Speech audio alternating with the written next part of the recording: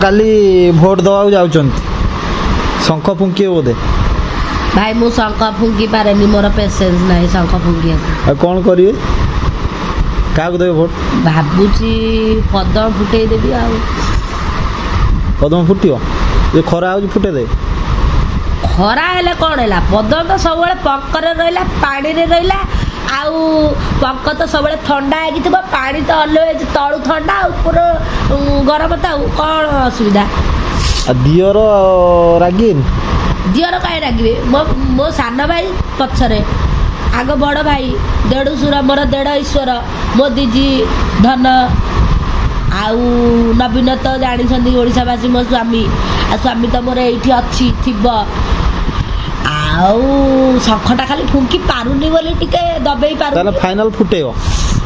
ହଁ, ମୁଁ ତ ଫୁଟାଫୁଟି ପିଲାଟା, ମୁଁ ଫୁଟେଇ ଦେବି। ଆଉ ଓଡ଼ିଶାବାସୀ, ଆପଣମାନେ କାହାକୁ ଭୋଟ ଦେଉଛନ୍ତି ମୋତେ ଟିକେ ପର୍ସନାଲ ଇନଷ୍ଟାରେ ମେସେଜ କରି ଜଣାନ୍ତୁ। ମୁଁ ତ ପଦ୍ମ ଫୁଟେଇବି ଆଉ।